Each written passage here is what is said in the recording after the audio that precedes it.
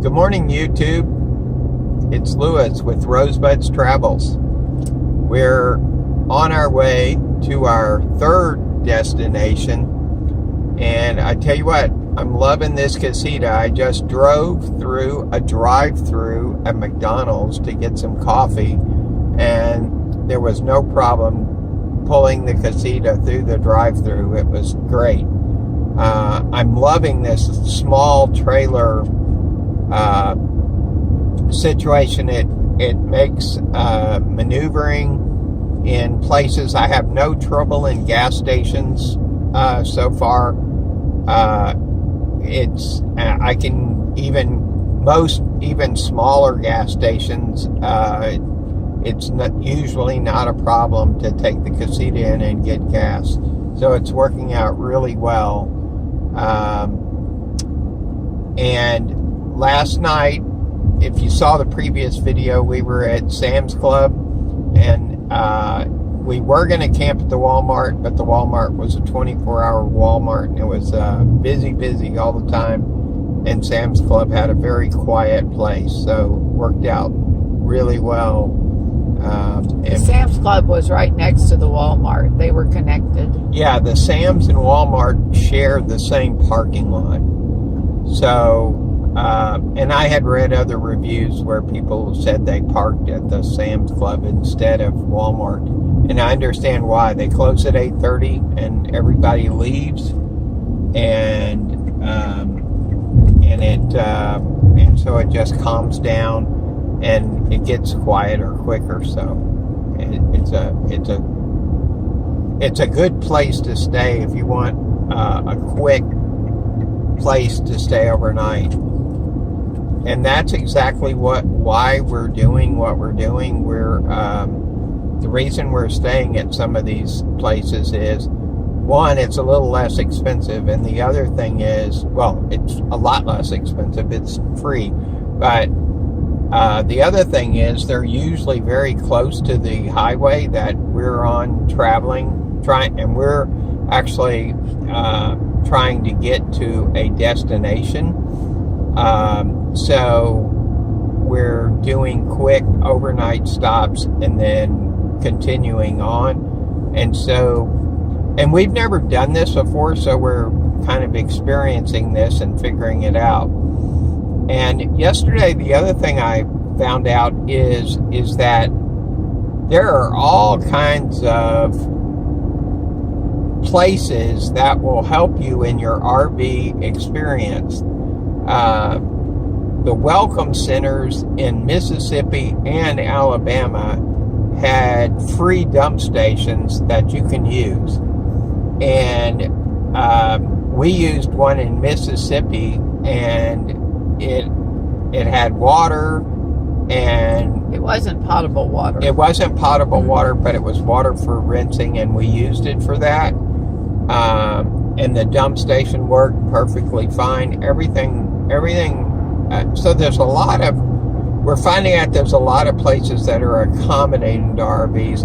We also went to a Valero station. We filled up on gas. We asked if we could use some of their water. They had an outside spigot on the building, and they said sure. So we filled up our tank in the casita, and so they were very accommodating as well. And so I want to thank Valero for that.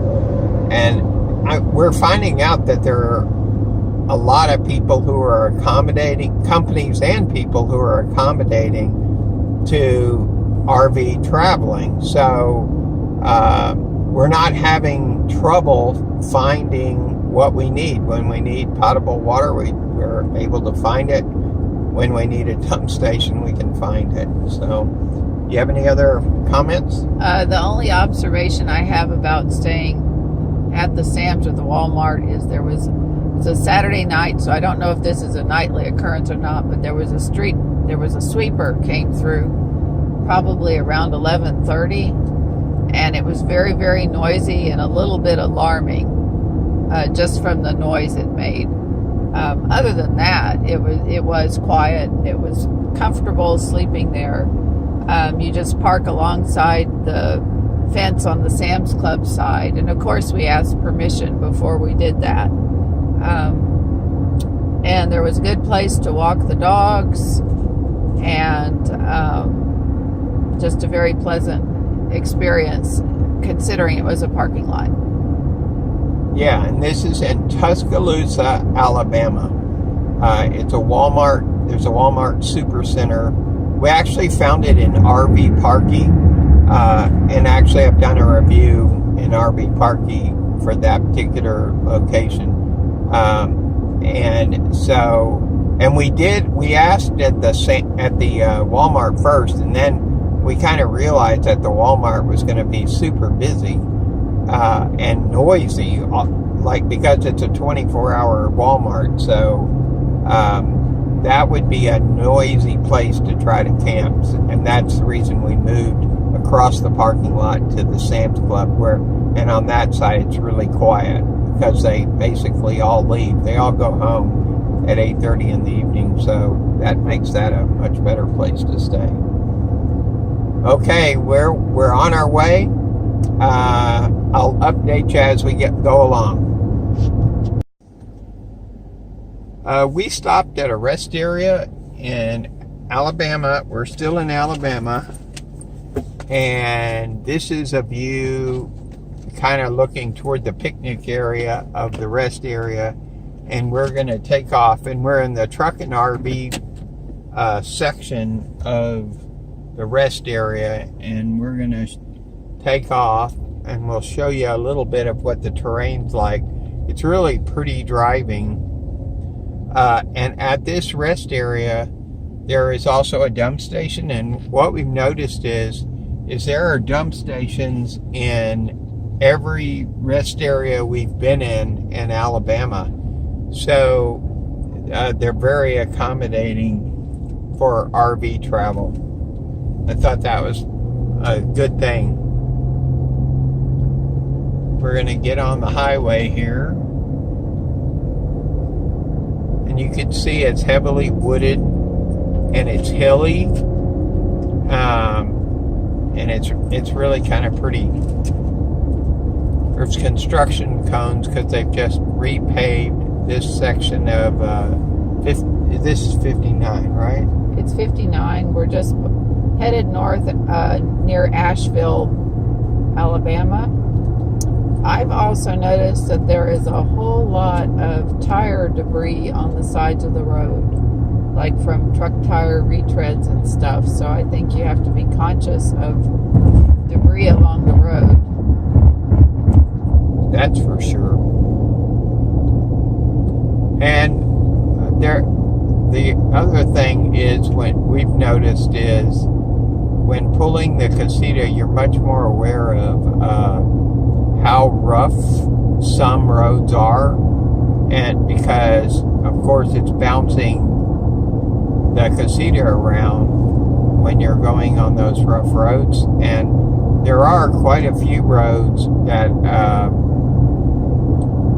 in every state we've been in. There's been kind of some rough roads in Texas, and there's been rough roads in Louisiana and rough roads in Alabama.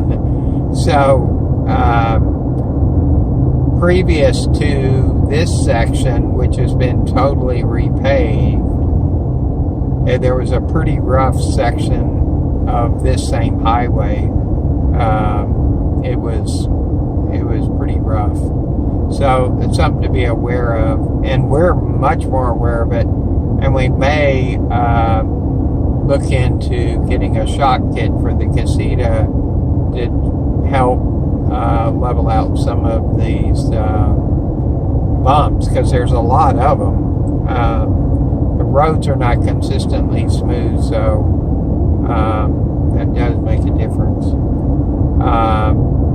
Just wanted to show you rest area, a little bit of the rest area, and and what the road looks like, what the terrain looks like. It's just kind of rolling hills, very different than what we're used to in Texas, and we're in southern Texas. So Texas has mountains and all kinds, and hills and all kinds of stuff, but where we live, it's very flat. So, because we're 50 miles from the coast. So, yep. We'll be in touch later. Just wanted to show you a traffic jam in Chattanooga, Tennessee. So we've made it to Tennessee, and this is what it looks like in Chattanooga. And we're kind of in the middle of the day. It's about 1:30 or so. And yeah, it's quite a bit of traffic. So we're trying to get through Chattanooga and continue toward Knoxville, Tennessee. We'll see you when we arrive at our destination. Hey YouTube, it's Lewis with Rosebud's Travels. We've arrived at Melton Hill Reservoir. It's a TVA campground in Tennessee, and it is beautiful. It is really a beautiful campground. Behind me is our casita and our tow vehicle. Try to show you how. And you see we have electric and water hookups, and most of the sites have that, come that way, except there are some sites that are for tents and they don't have electric. But there's all kinds of sites, and the campground is beautiful, and it's right here next to the reservoir, and it's really beautiful. I'll try to show you some. There's the reservoir, and then this is the camp road up into the campground behind me, and you can see there's campsites behind me, and there's this curvy little road that goes up the hill, and there's a whole bunch of campsites up the hill, and it's really pretty. And we have a fire ring, and we have a picnic table. So we have a fire ring that is right there, and we have a picnic table that is over there. And the stove, I've got my stove on the table ready to cook. And but you see it's heavily wooded, and it's really beautiful. I've never been here before. We're spending one night here, and then we're moving on. So like I said, we're trying to get to our destination in Maine pretty quick, and that's why we're doing this. But we decided to come to a campground tonight, that has electricity and water, and it also has a dump station. And it's because this is a TVA site, you do get a discount with the annual National Park Pass for people that are seniors. So see you in the next video.